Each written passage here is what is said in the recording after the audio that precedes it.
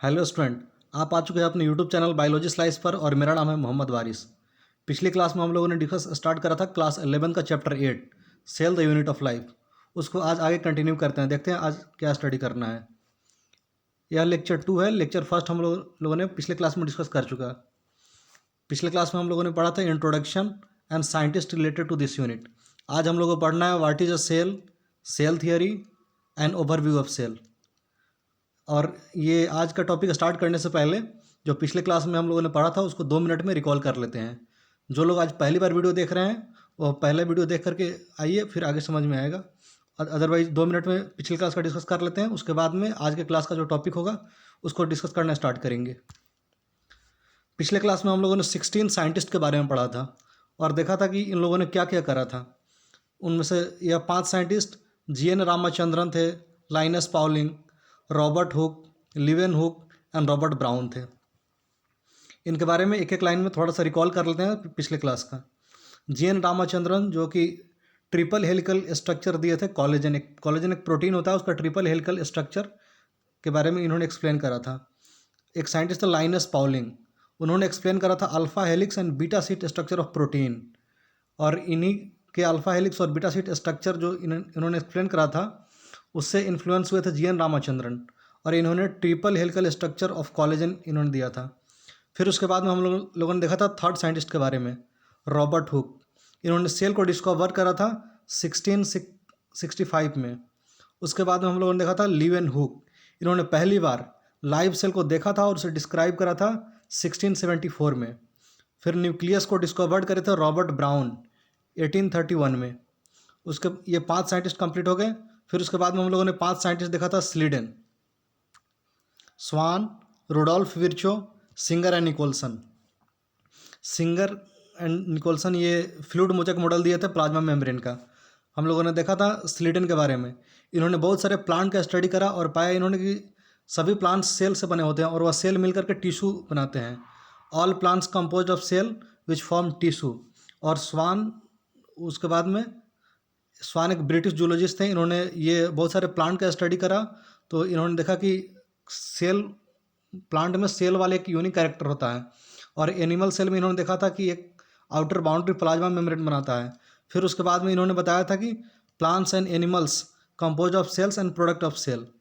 यह cell theory था जो कि एक्सप्लेन नहीं कर पा रहा था कि नया सेल कैसे बनता है। उसके बाद में आए थे रुडोल्फ विर्चो, इन्होंने एक्सप्लेन करा था कि न्यू सेल जो फॉर्म होता है वो प्री एग्जिस्टिंग सेल से बनता है। ओमनी सेलुला एंड ई सेलुला इन्होंने स्टेटमेंट दिया था। ये हम लोगों ने कंप्लीट करा 10 साइंटिस्ट के बारे में। नेक्स्ट देखते हैं, हम लोगों ने 11 नंबर साइंटिस्ट कैमिलो गोल्गी के बारे में डिस्कस करा था, जिन्होंने गोल्गी बॉडी का को डिस्कवर करा था 1898 में। फिर जॉर्ज पहले डिस्कवर करे थे राइबोजोम को। नॉल एंड का इलेक्ट्रॉन माइक्रोस्कोप का डिस्कवरी करे थे। और फ्लेमिंग एक न्यूक्लियस में जो भी मटेरियल होता है उसको बेसिक डाई से उसको डाई करके और उसको नाम दिए थे क्रोमेटिन, और साइंटिस्ट थे फ्लेमिंग। उसके बाद में हम लोगों ने देखा था एक मिकेलिस के बारे में साइंटिस्ट थे। एक मिकेलिस कांस्टेंट होता है, मिकेलिस कांस्टेंट। जब एंजाइम काम करता है सबस्ट्रेट पर और प्रोडक्ट बनता है तो मैक्सिमम वेलोसिटी होता है वह रिएक्शन का, और उस मैक्सिमम वेलोसिटी का हाफ मतलब वी मैक्स का हाफ जिस कंसंट्रेशन पे होता है उसे बोलते हैं मिकेलिस कांस्टेंट। ये हम लोगों ने इतना पिछली क्लास में देख लिया था। अब हम लोग स्टार्ट करते हैं आज के क्लास का जो टॉपिक था what is a cell, cell theory and overview of cell, उसको देखते हैं। अब सबसे पहले यहाँ से स्टार्ट करते हैं what is a cell. Cell के बारे में ये कहा जाता है कि सेल एक स्ट्रक्चरल और फंक्शनल यूनिट है लाइफ का। स्ट्रक्चरल यूनिट का ये मतलब होता है कि सपोज मान लीजिए कोई एक बिल्डिंग है, बिल्डिंग में मतलब बहुत सारे ईंट से मिलकर के बना होता है, बहुत सारे ब्रिक से मिलकर बना होता है। तो ईंट जो है कि वो पूरे बिल्डिंग का एक स्ट्रक्चरल यूनिट हुआ। उसी तरह सेल जो है कि पूरे बॉडी का, ऑर्गेनिज्म का पूरे बॉडी का एक स्ट्रक्चरल यूनिट होता है। और फंक्शनल यूनिट कहने का मतलब यह होता है कि सेल में कुछ फंक्शन चल रहा है, कुछ काम चल रहा है। बॉडी में जितने भी सेल है उस सब का फंक्शन कलेक्टिवली मिल करके उस ऑर्गेनिज्म के फंक्शन को डिफाइन करेगा। तो सेल जो होता है एक फंक्शनल यूनिट और स्ट्रक्चरल यूनिट होता है, ये समझना था। कोई भी ऑर्गेनिज्म हो एक सिंगल सेल से अगर कम मतलब वो इंडिपेंडेंट एग्जिस्ट नहीं कर सकता है। वही यहाँ पे लिखा गया है कि anything less than a complete structure of cell does not ensure independent living. अगर एक सेल से कम कोई भी स्ट्रक्चर है तो वह लिविंग नहीं हो सकता है। और कोई लिविंग थिंग्स है, कोई लिविंग ऑर्गेनिज्म है और कोई नॉन लिविंग थिंग्स है, उसमें डिफरेंस पैदा करने के लिए उसमें एक सेल ही होता है जो दोनों को अलग बनाता है। लिविंग में सेल प्रेजेंट होता है और नॉन लिविंग जो सब्सटेंस होते हैं वह उसमें सेल प्रेजेंट नहीं होता है। यहाँ पे लिखा गया है presence and absence of cell responsible for difference between living and non living things. उसके बाद में ये हम लोगों ने पिछले क्लास में भी डिस्कस करा था, रॉबर्ट हुक जो सेल को डिस्कवर करे थे, लिवेन हुक जो पहली बार लाइव सेल को देखे थे और उसे डिस्क्राइब करे थे, और उसके बाद में रॉबर्ट ब्राउन न्यूक्लियस को डिस्कवर करे थे 1831 में। ये हम लोगों ने देख रखा था। अब आइए आगे देखते हैं। जैसे ऑर्गेनिज्म होता है, कोई भी लिविंग ऑर्गेनिज्म मतलब कोई भी जीव है वह दो तरह का हो सकता है, यूनिसेलुलर हो सकता है या मल्टीसेलुलर हो सकता है। जो यूनिसेलुलर ऑर्गेनिज्म होता है वह इंडिपेंडेंटली एग्जिस्ट करता है और बॉडी के लिए जितना भी मतलब उस ऑर्गेनिज्म को जिंदा रहने के लिए जितना भी इसेंशियल फंक्शन होता है वह सभी परफॉर्म करता है एक सिंगल सेल के द्वारा ही। तो यूनिसेलुलर ऑर्गेनिज्म के बारे में ये दो पॉइंट लिखा गया है, इंडिपेंडेंट एग्जिस्टेंस होता है उसका और performing all essential function of life. और मल्टीसेलुलर ऑर्गेनिज्म, जैसे कि मल्टीसेलुलर ऑर्गेनिज्म जैसे हम लोग हो गए लाइक अस, और ह्यूमन बॉडी में बिलियंस ऑफ सेल होता है, वही यहाँ लिखा गया है।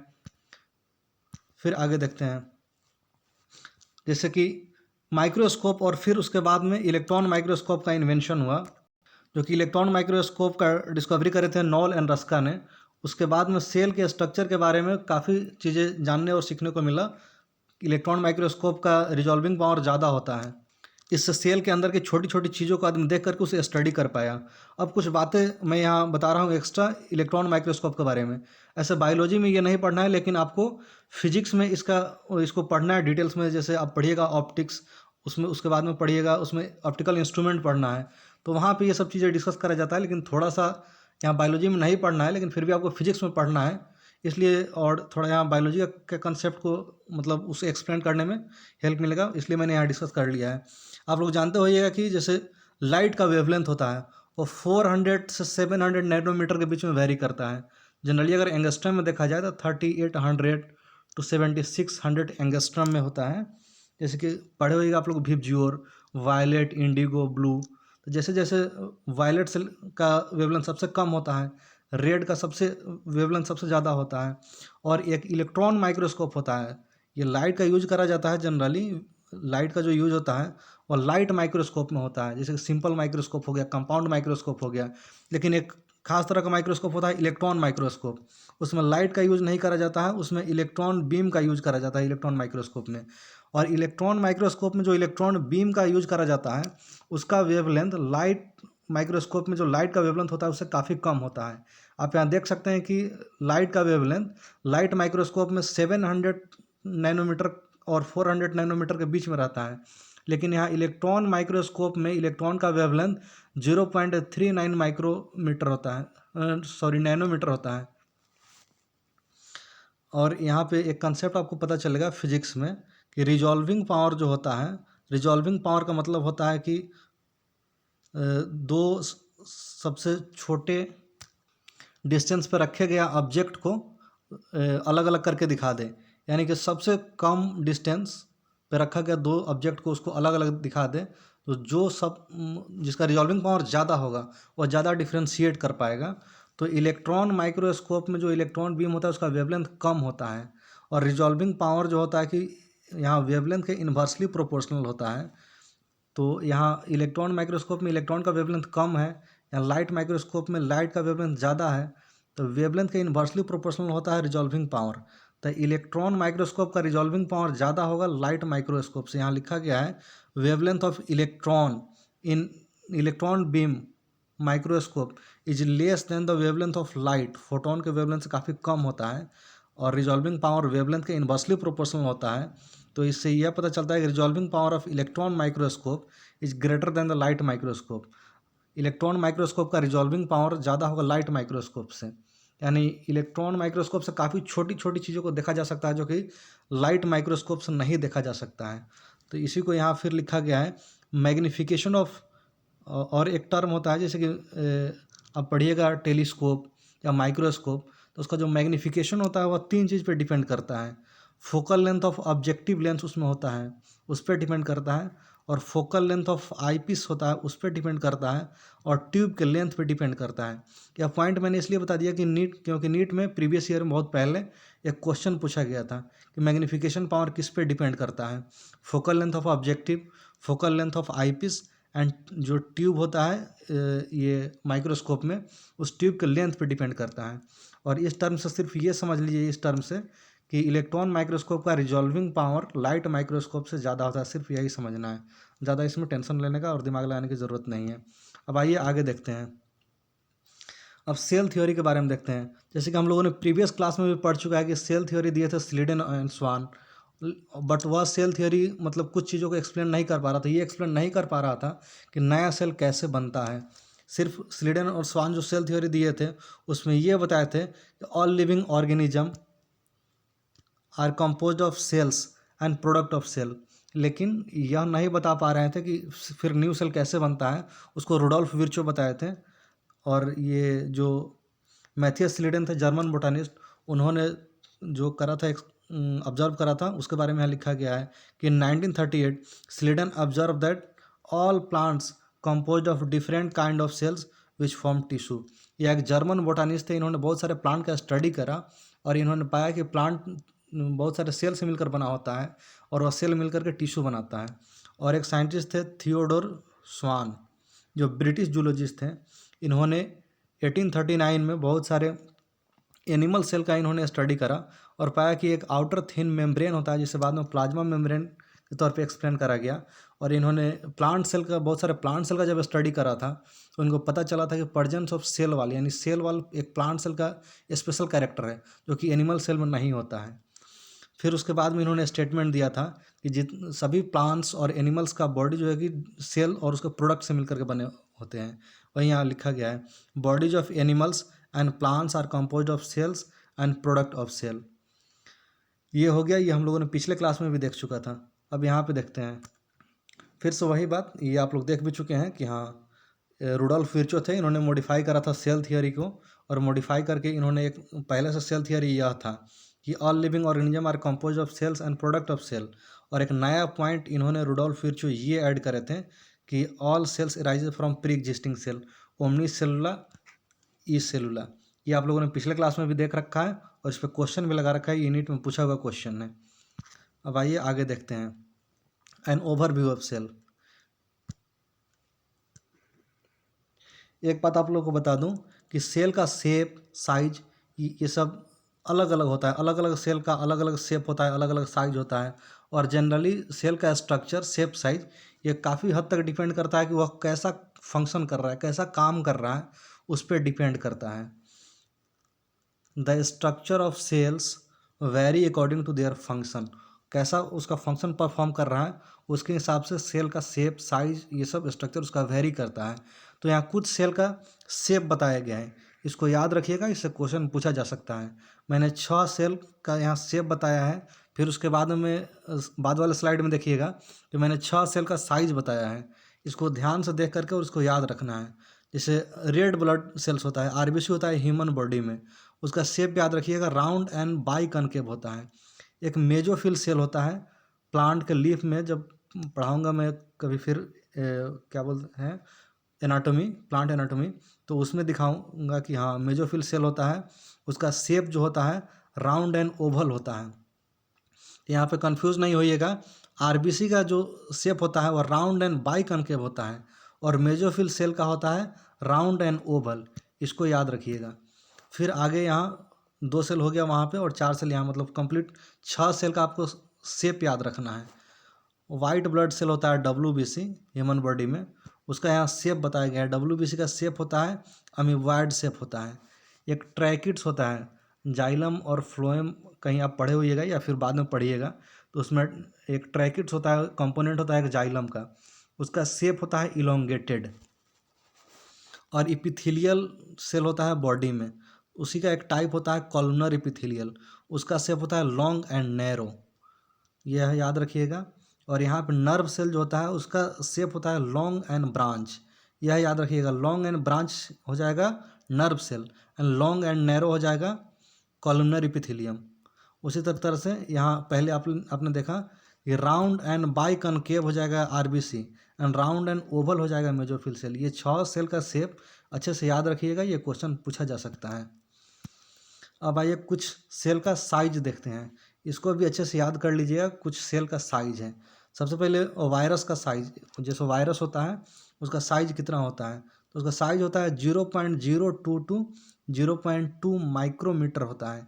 1 माइक्रोमीटर होता है, कितना पता है? 1 माइक्रोमीटर, इस माइक्रोमीटर को म्यू लिखते हैं। 1 माइक्रोमीटर होता है 10⁻⁻⁶ मीटर, यह याद रखिएगा। और वायरस के बारे में एक बात जान लीजिए कि वायरस एक सेल नहीं है या कंप्लीट सेल नहीं है। इसके बारे में कुछ लिखा गया हो, वायरस ए सेलुलर होता है और नॉन सेलुलर होता है, क्योंकि यह बॉडी के बाहर जिंदा नहीं रहता है या कंप्लीट अपना जो एक सेल अपना फंक्शन परफॉर्म करता है वो सब नहीं परफॉर्म करता है। जब किसी दूसरे सेल को, जैसे ह्यूमन बॉडी के सेल को अगर वायरस इन्फेक्ट कर देगा तब इसका मैकेनिज्म, सेलुलर मैकेनिज्म स्टार्ट होता है। बॉडी के बाहर एक क्रिस्टल होता है, मतलब कंप्लीट इसमें कोई प्रोसेस नहीं चल रहा होता है, इसलिए वायरस को एक लिविंग ऑर्गेनिज्म भी नहीं माना जाता है, एक सेलुलर ऑर्गेनिज्म नहीं माना जाता है। वहीं यहाँ पे लिखा गया है virus are not consider as true living, it is a cellular or non-cellular organism, so virus did not find a place in classification system। Virus को नॉन, मतलब कंप्लीट ट्रू लिविंग नहीं माना गया है, इसको ए सेलुलर या नॉन सेलुलर माना जाता है।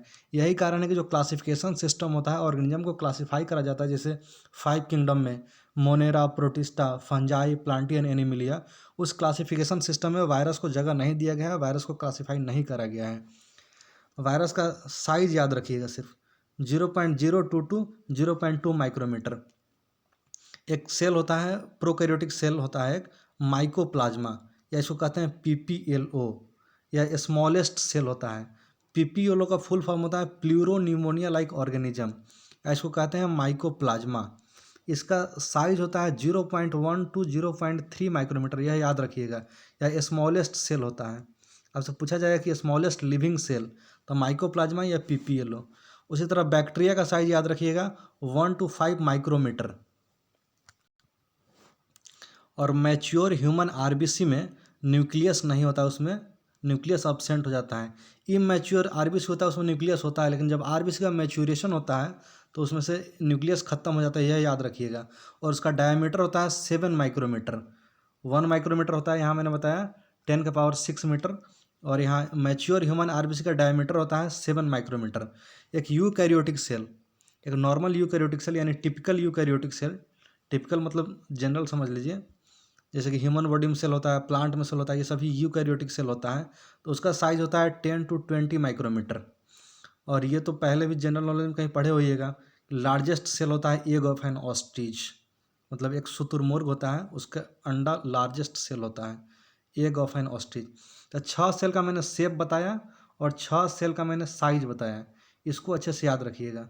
मैंने शेप बताया था 6 सेल का, यहाँ आरबीसी का shape round and by concave, mesophyll का सेल राउंड एंड ओवल, उसके बाद में मैंने बताया था यहाँ पे डब्ल्यूबीसी का अमीबॉयड हो जाएगा, ट्रैकिड का इलोंगेटेड शेप हो जाएगा।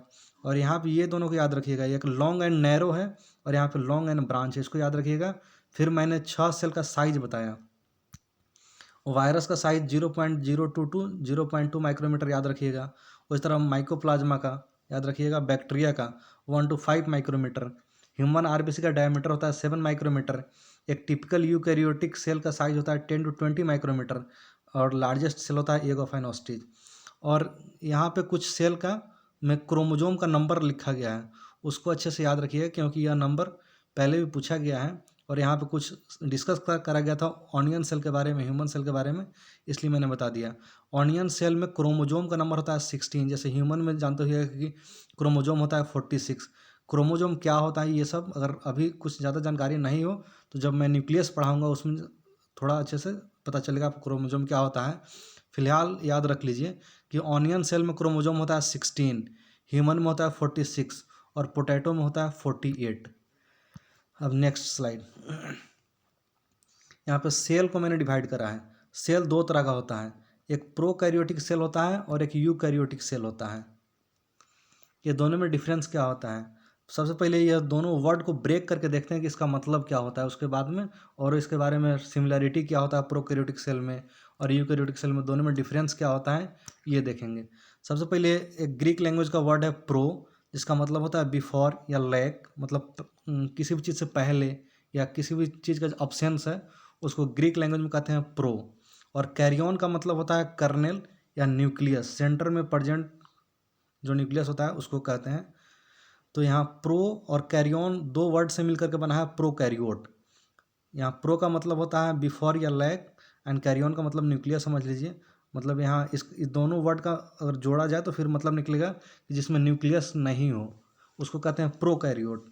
और यू कैरियोट का मतलब होता है, यू का मतलब होता है वेल या ट्रू, और कैरियन का मतलब न्यूक्लियस, मतलब वैसा सेल जिसमें न्यूक्लियस, न्यूक्लियर मेम्ब्रेन ये सब नहीं होता है उसे कहते हैं प्रोकैरियोटिक सेल। और वैसा सेल जिसमें न्यूक्लियस और न्यूक्लियर मेम्ब्रेन ये सब कंप्लीट होगा, इसमें ट्रू होगा, उसको कहते हैं यूकैरियोटिक सेल।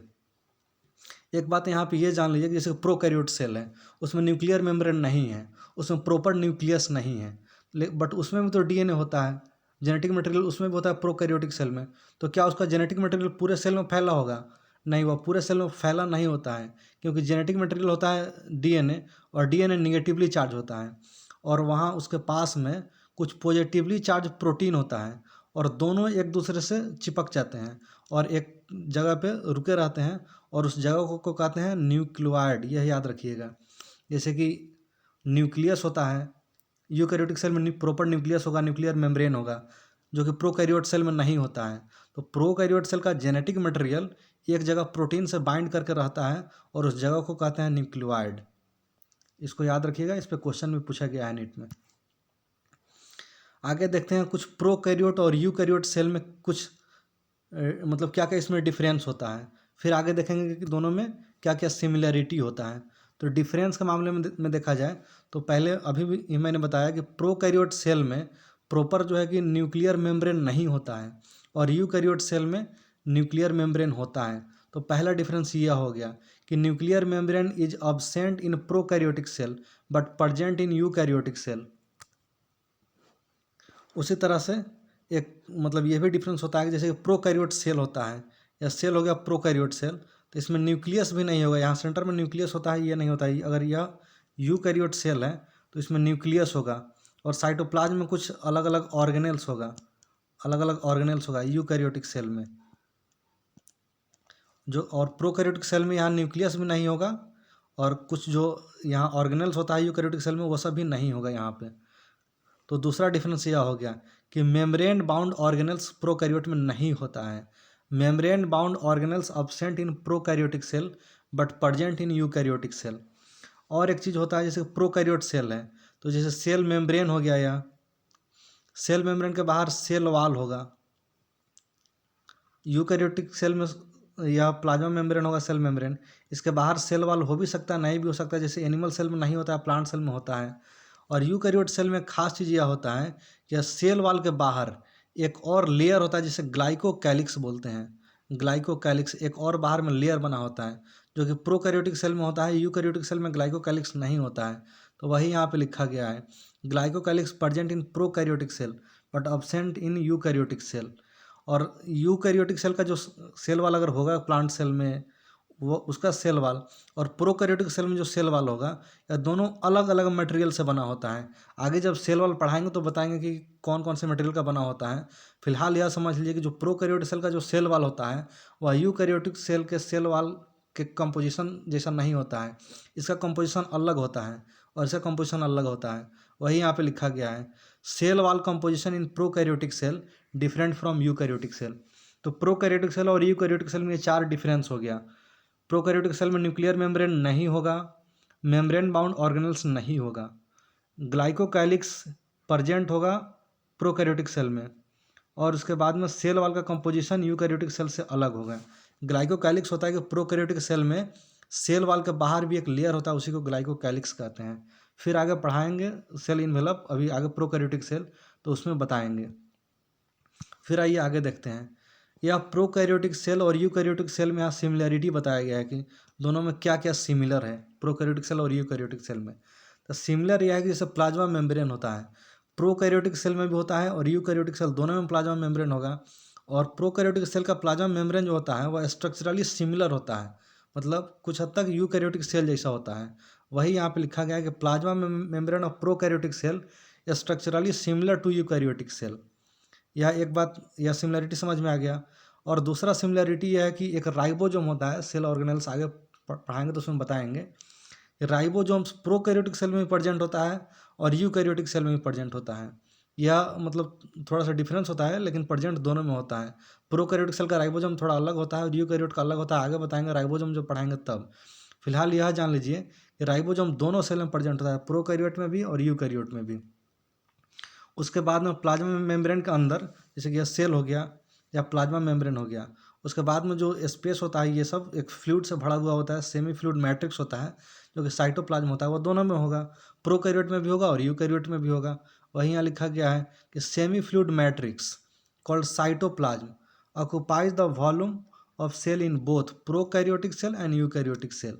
एक और चीज़, एक और सिमिलैरिटी है, जैसे कि न्यूक्लियस के मटेरियल को, जो डीएनए है जेनेटिक मटेरियल, उसको क्रोमेटिन कहते हैं।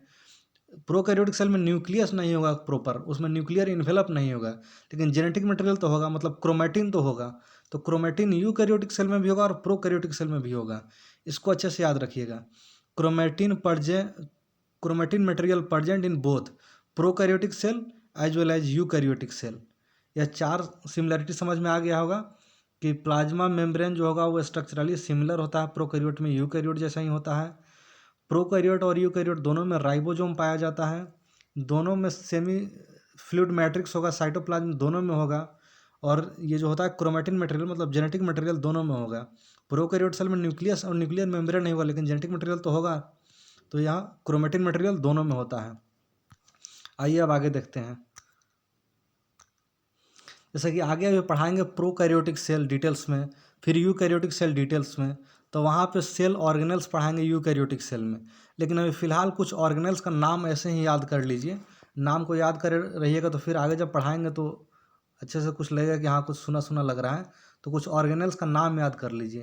जैसे कि पहला ऑर्गेनेल्स है इंडोप्लाज्मिक रेटिकुलम ER, दूसरा गोल्गी बॉडी या इसको गोल्गी एपरेटस कहते हैं, लाइसोसोम एंड वैक्यूल्स। एक बात याद रखिएगा कि जो वैक्यूल्स होता है वह एनिमल सेल में प्रेजेंट नहीं होता है, या प्लांट सेल में प्रेजेंट होगा, प्रोटिस्ट में होगा, प्रोटिस्टा में, अमीबा में होगा, ये सब में प्रेजेंट होता है। लेकिन वैक्यूल्स अब्सेंट होता है एनिमल सेल में। यहाँ पे लिख देते हैं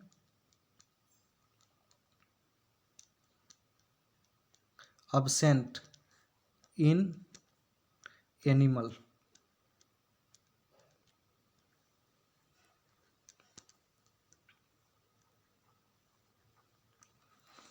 वैक्यूल्स एनिमल सेल में अब्सेंट होगा और प्लांट सेल में प्रेजेंट होता है, प्रोटिस्ट में प्रेजेंट होता है, अमीबा में। ये चार ऑर्गेनेल्स याद कर लीजिए, endoplasmic reticulum, Golgi apparatus, lysosome and vacuoles. एक बात और याद कर लीजिए, ये चारों ऑर्गेनेल्स को साथ में मिला करके बोलते हैं इंडो मेम्ब्रेन सिस्टम। इसको क्यों साथ में मिला करके इंडो मेम्ब्रेन सिस्टम बोलते हैं ये आगे पढ़ाएंगे तो बताएंगे, क्योंकि ये सब का फंक्शन, ये सब जो काम करता है चारों मिल करके, ये सब का काम एक दूसरे से लिंक होता है, एक दूसरे से कनेक्टेड होता है। इसलिए चारों को एक जगह एक ग्रुप में रखा गया जिसको बोलते हैं इंडो मेम्ब्रेन सिस्टम। इसको अच्छे से याद रखिएगा कि इंडो मेम्ब्रेन सिस्टम में कौन कौन सा ऑर्गेनल्स आता है। Endoplasmic reticulum, Golgi apparatus, lysosome and vacuoles. यह एग्जाम में कई बार पूछा गया है, इसको अच्छे से याद कर लीजिएगा। फिर कुछ और ऑर्गेनल्स का नाम याद कर लीजिएगा, बाद में सबको डिटेल्स में पढ़ाएंगे। जब पढ़ाएंगे यूकैरियोटिक सेल तो वहाँ सबको डिटेल्स में पढ़ाएंगे, फिलहाल सिर्फ नाम याद कर लीजिए। जैसे कि एक प्लास्टिड होता है, प्लास्टिड सिर्फ प्लांट में प्रेजेंट होता है, एनिमल में प्रेजेंट नहीं होगा, और यूगुलोनॉइड्स में प्रेजेंट होता है, यूगुलिना होता है। उसी तरह सेंट्रोसोम होता है, सेंट्रियोल से मिल करके बना होता है सेंट्रोसोम। यह सिर्फ एनिमल सेल में प्रेजेंट होता है। सिर्फ अभी नाम याद कर लीजिए, इसके बारे में कुछ डिटेल्स नहीं जानना है, आगे पढ़ाएंगे इसको। उसके बाद में एक ऑर्गेनेल्स का नाम याद कर लीजिएगा, माइट्रोकॉन्ड्रिया, साइटोस्केलेटन, न्यूक्लियस, माइक्रोबॉडी। नाम याद कर लीजिएगा। और आज का थ्योरी यहीं ख़त्म होता है। अब देखते हैं आगे क्वेश्चन होगा, नहीं अभी थोड़ा सा और है, उसके बाद में क्वेश्चन है। कुछ और बातें जान लेना है, जैसे कि राइबोसोम है, तो ये सब कुछ ऑर्गेनेल्स होता है जो कि मेम्ब्रेन बाउंड होता है। और राइबोसोम बिना किसी मेम्ब्रेन, मतलब उसको कोई मेम्ब्रेन बाउंड नहीं करा होता है, वैसा ही एक स्ट्रक्चर पड़ा होता है। तो इसको राइबोसोम को बोलते हैं नॉन मेम्ब्रेन बाउंड ऑर्गेनेल्स, जो कि प्रोकैरियोटिक सेल में भी होता है और यूकैरियोटिक सेल में भी होता है। पहले भी जब सिमिलैरिटी बताए थे प्रोकैरियोटिक सेल और यूकैरियोटिक सेल, तो वहाँ बताए थे कि राइबोसोम दोनों में प्रेजेंट होता है। और यूकैरियोटिक सेल में राइबोसोम जैसे प्रेजेंट होगा तो यूकैरियोटिक सेल में ये सेल हो गया, ये न्यूक्लियस हो गया, और बीच में कुछ ऑर्गेनेल्स होता है, जैसे कुछ ऑर्गेनेल्स का नाम बताए हैं उसी तरह एक ऑर्गेनेल्स होता है क्लोरोप्लास्ट और माइटोकॉन्ड्रिया। तो ये दोनों ऑर्गेनेल्स के अंदर भी राइबोसोम प्रेजेंट रहता है। साइटोप्लाज्म में तो प्रेजेंट होगा ही होगा, साइटोप्लाज्म में प्रेजेंट होगा ही, लेकिन दो ऑर्गेनेल्स या क्लोरोप्लास्ट और माइटोकॉन्ड्रिया ये दोनों के अंदर भी प्रेजेंट होता है ये राइबोसोम। तो अब देख लीजिए कि प्लांट सेल में राइबोसोम कहाँ कहाँ प्रेजेंट होगा। प्लांट सेल के साइटोप्लाज्म में होगा, और एक होता है इंडोप्लाज्मिक रेटिकुलम। तो कुछ इंडोप्लाज्मिक एक ऑर्गेनल्स होता है, बाद में डिटेल्स में पढ़ाएंगे। तो कुछ इंडोप्लाज्मिक रेटिकुलम पे राइबोसोम चिपका होता है, जिसको बोलते हैं रफ इंडोप्लाज्मिक रेटिकुलम। तो साइटोप्लाज्म में तो होगा ही होगा राइबोसोम, रफ इंडोप्लाज्मिक रेटिकुलम पे भी होगा, और माइटोकॉन्ड्रिया में भी होगा, और अगर प्लांट सेल है तो यहाँ क्लोरोप्लास्ट में भी होगा। और इसी तरह एनिमल सेल में देख लीजिए, एनिमल सेल का साइटोप्लाज्म में होगा, ऑन रफ इंडोप्लाज्मिक रेटिकुलम पे होगा। ई आर का मतलब है endoplasmic reticulum, rough endoplasmic reticulum. Mitochondria में होगा, और एनिमल सेल में तो क्लोरोप्लास्ट होता नहीं है, तो एनिमल सेल में 3 जगह पे होगा और प्लांट सेल में 4 जगह पे होगा। इसी तरह साइटोप्लाज्म के बारे में एक स्टेटमेंट, एक सेंटेंस बताया गया है कि साइटोप्लाज्म जो होता है सेल में, यहाँ बहुत सारे केमिकल रिएक्शन हो रहे होते हैं, और यही केमिकल रिएक्शन जो होता है बहुत सारा, वह सेल को लिविंग रखने के लिए या ऑर्गेनिज्म को जिंदा रखने के लिए ज़रूरी होता है। तो यही यहाँ लिखा गया है, cytoplasm is the main arena, मतलब मेन एरिना मतलब मेन एरिया होता है of cellular activity. Cellular activity का मेन एरिया होता है cytoplasm in both plant and animal cell, जहाँ पे बहुत सारे केमिकल रिएक्शन चलता है। यहाँ पे लिखा गया कि various chemical reaction occur in it to keep the cell in living state. Cytoplasm में बहुत सारा केमिकल रिएक्शन चल रहा होता है, जो कि सेल को लिविंग रखने के लिए, जिंदा रखने के लिए ज़रूरी होता है। यह लाइन याद रखिएगा, ये क्वेश्चन पूछा गया अभी था नीट में कि cytoplasm is the main arena of cellular activity in both plants and animal cell. यहाँ पे अब थ्योरी का पोर्शन खत्म होता है। अब इस पे जो क्वेश्चन पूछा गया है या क्वेश्चन जो बन सकता है उसको लगा लेते हैं। सबसे पहला क्वेश्चन है, यह नीट 2023 में पूछा गया था, या रिसेंट में पूछा गया है, यानी पिछले साल ही। देखिए क्या क्वेश्चन है, which of the following are not consider as a part of endomembrane system. Endomembrane system अभी मैंने बताया कि 4 ऑर्गेनल्स होता है, endoplasmic reticulum, Golgi apparatus, lysosome and vacuoles. Mitochondria नहीं होता है, इंडोप्लाज्मिक रेटिकुलम होता है, क्लोरोप्लास्ट नहीं होता है, गोल्गी कॉम्प्लेक्स होता है, और पेरोक्सिसोम नहीं होता है। तो यहाँ पूछा है कि कौन कौन सा नहीं होता है, which of the following are not consider as a part of endomembrane system. तो कौन कौन नहीं है, माइटोकॉन्ड्रिया नहीं है, क्लोरोप्लास्ट नहीं है, पेरोक्सिसोम नहीं है, यानी ए नहीं है, सी नहीं है और ई नहीं है। तो इसका आंसर ये हो जाएगा डी नंबर, इसका आंसर हो गया डी। आगे आइए नेक्स्ट क्वेश्चन देखते हैं। ये भी लगभग वही क्वेश्चन है, लेकिन इसको थोड़ा अलग ढंग से पूछा है। यह नीट 2021 में पूछा था, 2021 में। देखिए यहाँ पे क्या क्वेश्चन है, the organelles that are included in endomembrane system. तो अभी हम लोगों ने पीछे देखा था कि इंडो मेम्ब्रेन सिस्टम में आता है इंडोप्लाज्मिक रेटिकुलम, इंडोप्लाज्मिक रेटिकुलम आता है, गोल्गी कॉम्प्लेक्स आता है, उसके बाद में लाइसोसोम आता है एंड वैक्यूल्स आता है। ये 4 हम लोगों ने अभी देखा। तो यहाँ पे देखिए ऑप्शन मैच करिए, यहाँ गोल्गी कॉम्प्लेक्स आता है, इंडोप्लाज्मिक रेटिकुलम आता है, लेकिन माइटोकॉन्ड्रिया नहीं आता है, तो ये ऑप्शन नहीं हो पाएगा। अब सेकंड ऑप्शन, इंडोप्लाज्मिक रेटिकुलम होता है, माइटोकॉन्ड्रिया फिर आ गया, तो माइटोकॉन्ड्रिया नहीं होता है इंडो मेम्ब्रेन सिस्टम में। फिर यहाँ पे देखिए इंडोप्लाज्मिक रेटिकुलम, गोल्गी कॉम्प्लेक्स यह भी होता है, लाइसोसोम भी होता है एंड वैक्यूल्स भी होता है। तो यहाँ पूछ रहा है कि the organelles that are included in endomembrane system, तो यह चारों ऑर्गेनेल्स इंक्लूड होता है, तो इसका आंसर ये होगा। फिर अगर चौथा ऑप्शन देख लीजिए, यहाँ भी माइटोकॉन्ड्रिया दे दिया है, तो ये भी नहीं होगा। अब अगला क्वेश्चन देखते हैं, क्वेश्चन नंबर 3। यह नीट 2015 में पूछा था। इसमें पूछा था कि which of the following structure is not found in prokaryotic cell. Prokaryotic cell में कौन सा स्ट्रक्चर नहीं पाया जाता है। तो एक मेसोसोम होता है जो आगे बताएंगे, मेसोसोम प्रेजेंट होता है प्रोकैरियोट सेल में। अभी हम लोगों ने देखा कि प्लाज्मा मेम्ब्रेन भी प्रेजेंट होता है, राइबोसोम भी प्रेजेंट होता है, एक न्यूक्लियर इन्वेलप प्रेजेंट नहीं होता है। तो इसका आंसर हो जाएगा ये, यह तीनों प्रेजेंट होता है और न्यूक्लियर मेम्ब्रेन नहीं प्रेजेंट होता है। वहीं आप पूछा था कि नॉट फाउंड। अब आगे क्वेश्चन नंबर 4, ये पूछा था 2015 में पूछा था, 2015 में ये पूछा था विच of the following is not membrane bound, कौन सा मेम्ब्रेन बाउंड नहीं है। तो अभी हम लोगों ने देखा था कि राइबोसोम जो होता है कि मेम्ब्रेन बाउंड नहीं होता है, नॉन मेम्ब्रेन बाउंड ऑर्गेनेल्स होता है। आगे देखते हैं, नीट 2012 में पूछा गया है। यहाँ पूछा गया है which of the following structure is an organelles with in an organelles, कौन सा स्ट्रक्चर है जो ऑर्गेनेल्स है और किसी ऑर्गेनेल्स के अंदर भी रहता है, यानी organelles with in the organelles. तो अभी हम लोगों ने देखा कि सेल है, इसमें न्यूक्लियस है, और कुछ ऑर्गेनेल्स हम लोगों ने देखा था, 2 ऑर्गेनेल्स हम लोगों ने देखा था। एक ये था प्लास्टिड था और एक माइटोकॉन्ड्रिया था। इसमें राइबोसोम होता है, मतलब राइबोसोम जो होता है कि organelles with in the organelles, मतलब किसी ऑर्गेनेल्स के अंदर भी रहता है। तो इसका आंसर हो जाएगा राइबोसोम। क्वेश्चन नंबर 6, नेट 2011 का क्वेश्चन है which of the following is not consider as a part of endomembrane system. देखिए वही क्वेश्चन बार बार रिपीट हो रहा है, उसको अच्छे से याद कर लीजिएगा। हम लोगों ने अभी पढ़ा कि इंडोप्लाज्मिक रेटिकुलम होगा, गोल्गी कॉम्प्लेक्स होगा, लाइसोसोम होगा, वैक्यूल्स होगा। नहीं होने वाला हो जाएगा पेरोक्सिसोम। तो इसका आंसर हो जाएगा ये, आंसर बी हो जाएगा। Next question, question number 7, the main area of the main area of various type of activity of cell. तो अभी हम लोगों ने देखा कि सेलुलर एक्टिविटी का मेन एरिया जहाँ बहुत सारे केमिकल रिएक्शन होता है और साइटोप्लाज्म होता है। तो इसका आंसर हो जाएगा साइटोप्लाज्म। क्वेश्चन नंबर 8, यह 2 बार पूछा गया है, 1990 और 92 में। यह पहले पूछा जाता था, अब इलेक्ट्रॉन माइक्रोस्कोप ये सब वाला क्वेश्चन नहीं आएगा, लेकिन फिजिक्स में पढ़ना है इसलिए मैंने यहाँ क्वेश्चन डाल दिया।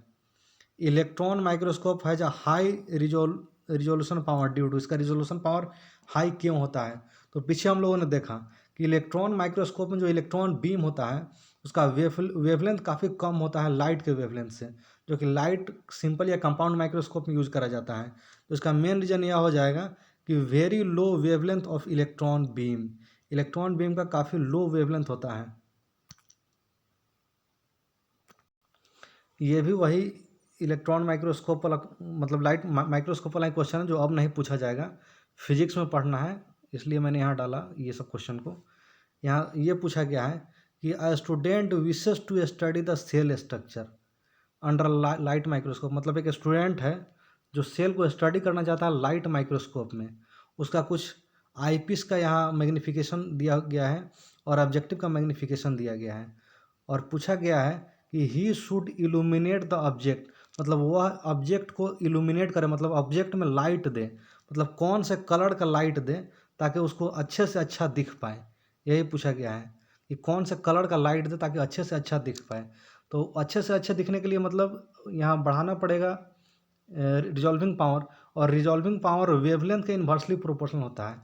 मतलब जिस लाइट का वेवलेंथ कम होगा उससे आदमी अच्छे तरीके से देख पाएगा उस सेल को। मतलब माइक्रोस्कोप में सेल पे लाइट डाला जाता है, लाइट सिंपल माइक्रोस्कोप या कंपाउंड माइक्रोस्कोप है तो उसमें लाइट डाल कर देखा जाता है। तो किस कलर का लाइट यूज करा जाएगा ताकि अच्छे से दिख पाए, तो अच्छे से दिख पाए मतलब जो जिसका अच्छा रिजॉल्विंग पावर हो। तो रिजॉल्विंग पावर इन्वर्सली प्रोपोर्शनल होता है वेवलेंथ के, रिजॉल्विंग पावर वेवलेंथ के इन्वर्सली प्रोपोर्शनल होता है। तो जिस लाइट का वेवलेंथ कम उससे अच्छे से दिख पाएगा। तो अभी हमने बताया कि विबजियोर, वायलेट, इंडिगो, ब्लू, जो आप फिजिक्स में पढ़े होइएगा, इधर वेवलेंथ बढ़ता है, वेवलेंथ सबसे कम होता है इधर का, वायलेट का, इंडिगो का, ब्लू का। इसका वेवलेंथ ज़्यादा होगा ब्लू का, तो सबसे अच्छे तरीके से दिखेगा। तो इसका आंसर हो जाएगा ये ब्लू। ग्रीन का वेवलेंथ ब्लू से ज़्यादा होता है, येलो का भी ज़्यादा होता है ब्लू से, रेड का सबसे ज़्यादा होता है। तो इस सबसे उतना अच्छे से नहीं दिख पाएगा, ब्लू वाले से अच्छे से दिख पाएगा।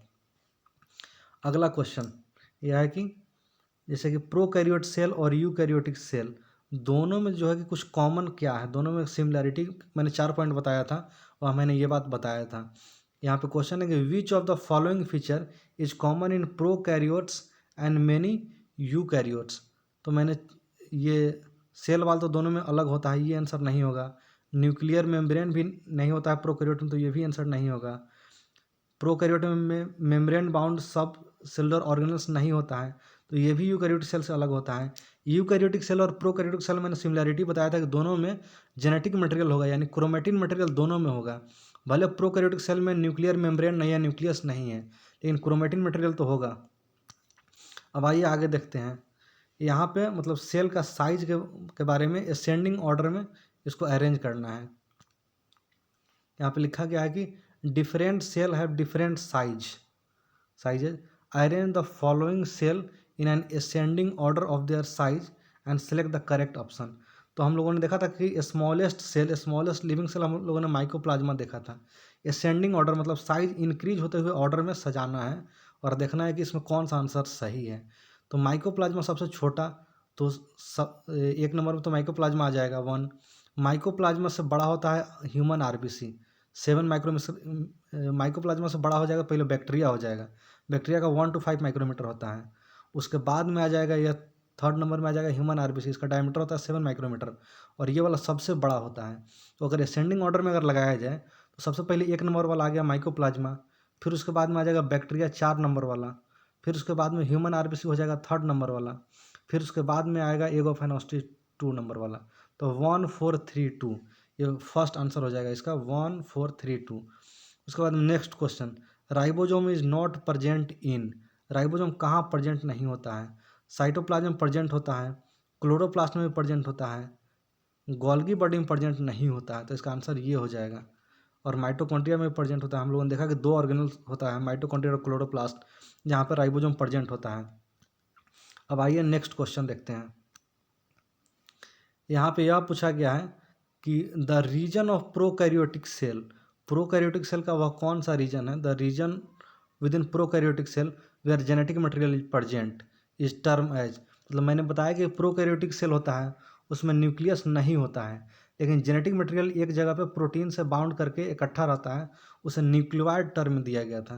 तो इसका आंसर हो जाएगा ये न्यूक्लियोइड। उसके बाद में यहाँ 2 स्टेटमेंट लिखा गया है, स्टेटमेंट 1 एंड स्टेटमेंट 2। यहाँ लिखा गया है कि plasma membrane of prokaryotic cell is structurally similar to eukaryotic cell. ये स्टेटमेंट सही है। मैंने बताया था कि प्रोकैरियोटिक सेल का प्लाज्मा मेम्ब्रेन स्ट्रक्चरली सिमिलर होता है यूकैरियोटिक सेल के, वही स्टेटमेंट लिखा गया है, यह सही होता है। और यहाँ सेकेंड स्टेटमेंट है cell wall composition in prokaryotic cell is similar to eukaryotic cell. ऐसा तो नहीं होता है, यूकैरियोट्स का जो सेल वाला कंपोजिशन होता है वो प्रोकैरियोटिक सेल से अलग होता है, यानी स्टेटमेंट फर्स्ट सही है बट स्टेटमेंट सेकंड गलत है। तो इसका आंसर ये हो जाएगा, statement first is true but second is false. अब इसके बाद में यहाँ पे वीडियो होता है ख़त्म। अभी मैंने जस्ट रिसेंट में वीडियो डालना स्टार्ट करा है, मैंने 1-2 दिन में अब PDF इस सब वीडियो के डिस्क्रिप्शन में मैंने डालना स्टार्ट करूँगा, वहाँ से आप PDF नोट्स डाउनलोड करिएगा। और मैंने जितना थ्योरी करा रहा है वह इनफ है और क्वेश्चन प्रैक्टिस भी मैंने करा दे रहा है, फिर आपको बाहर से कहीं से क्वेश्चन वोश्चन करने की ज़रूरत नहीं पड़ेगी। तो इस लेक्चर को अब यहीं ख़त्म करते हैं, फिर आगे नेक्स्ट लेक्चर 1-2 दिन में रिकॉर्ड करके डाल देंगे। ठीक है, थैंक यू।